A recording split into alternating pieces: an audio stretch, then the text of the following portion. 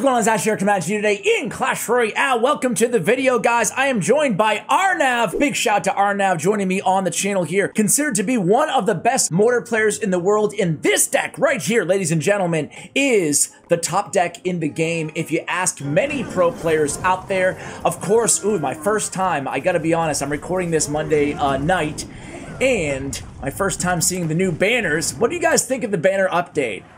Pretty underwhelming, but not awful. Like, the banners themselves are cool, to me at least. To me, they're cool, but boy, it's like, okay, that's the update, I guess, you know. Not to be a hater, but you guys know what I'm talking about.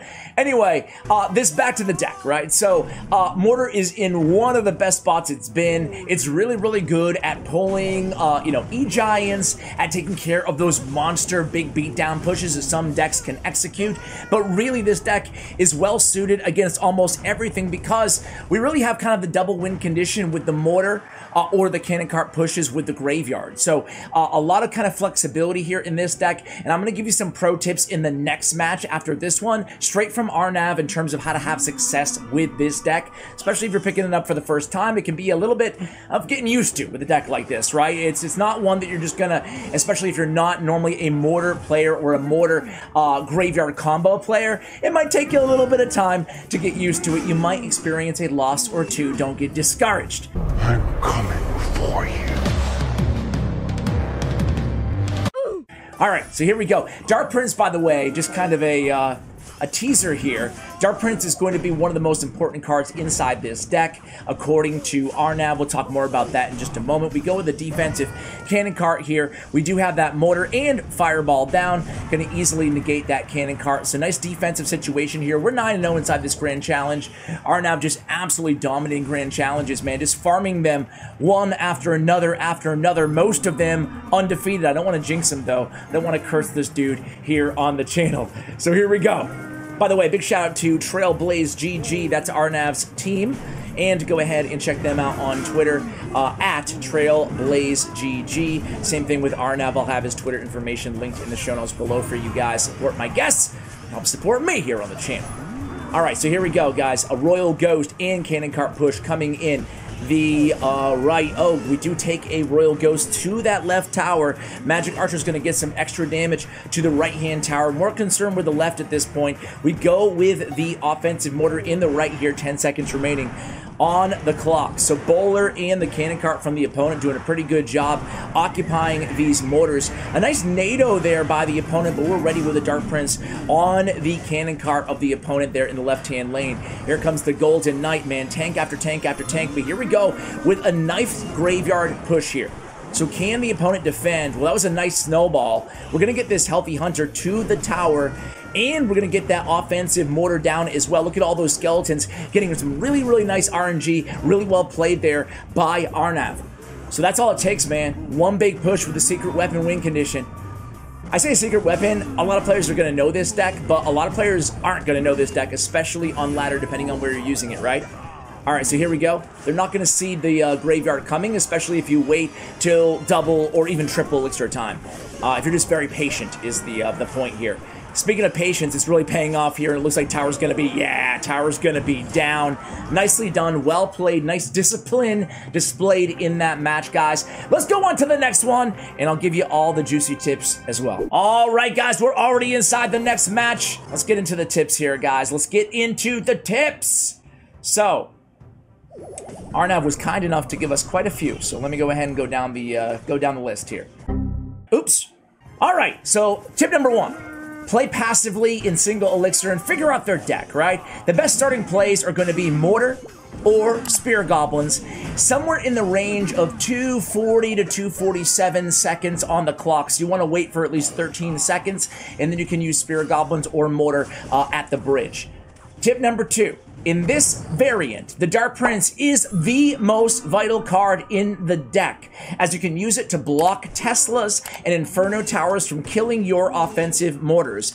In addition to this, the counter pushing after a good defense is key with the Dark Prince and the Graveyard. It's jumping mechanic. It's hard for the opponent to block it at the bridge, as it is most tanks that act in tandem with the Graveyard, okay? Against beatdown decks like E-Giant Mirror You have the hunter and the mortar to defend, so aim to keep them in a cycle at all times and then counter push with your tank plus graveyard accordingly. Let me repeat that. Against beatdown decks like E-Giant Mirror, for example, you have the hunter and the mortar to defend. So aim to keep them in your cycle at all times and then counter push with your tank plus graveyard accordingly. Against decks like AQ and Hog EQ, after a good defense, you want to try to build a push with a cannon cart in the back and Dark Prince, and then use graveyard to chip them down. Against Rocket Cycle decks, track their cycle and punish with mortar at the bridge and block the mortar with the Dark Prince, predicting the card they use to kill the mortar. And then there will be an elixir deficit, and you can spam continuous mortars or graveyards with a tank. Pro tip: use the 4-card track cycle, excuse me, on their main defense and offensive units to outcycle them and counter push. So basically, after they cycle that specific card, their main defensive or offensive card, they'll have to cycle the 4 more cards before they have it in hand again. These are the 2 main graveyard positions. Graveyard position number 1 is if they don't have a poison. Graveyard position number 2 is if they do have poison because of the skeleton RNG. You'll get more to spawn directly on the tower. So hopefully I remember to show you guys those on the screen right now. All right, guys, how are we looking in this match? Haven't been paying any attention. Those are the pro tips again from Arnav. Hopefully they helped you guys out. And I'll tell you what, the match is not looking so bad so far. Pretty even. We do have a very, very slight damage advantage. Nice fireball. I guess the damage advantage is gone thanks to that magic archer. Oh, man. This drill deck, this drill cannon cart. Cannon cart, man. I used to say it was underrated, and now it just feels like it's properly rated because it's in so many top decks right now, including the one that we're playing against. So here comes Dark Prince. He goes with the E-Wiz. We go with the offensive mortar and another cannon cart. Hunter's putting in some work there. Fireball does hit the cannon cart. He might go magic archer here. Got to be careful. Nah, he doesn't have the elixir right away. He goes instead with the drill. Nice cleanup there. We go with the Dark Prince to clean up the drill. Very nicely done on the defensive end. We go again with an offensive mortar here. I like this move. And we go with a cannon cart to distract. Beautifully played. Take care of the magic archer. Now we have a healthy mortar, guys. They spoke too soon. Well, we had a healthy mortar, but now we can cycle back to another mortar. We go graveyard. Oh, man. I love it. I love the mortar graveyard, dude. That hunter's getting stuck behind the cannon cart, unfortunately. But he does eventually get close to the tower. Dark Prince jumps in front there. Nice fireball value. Okay. Well, it doesn't matter, I guess. Cannon cart's going to help us out against the Golden Knight. Well done, well done, well done. Here comes another mortar, guys.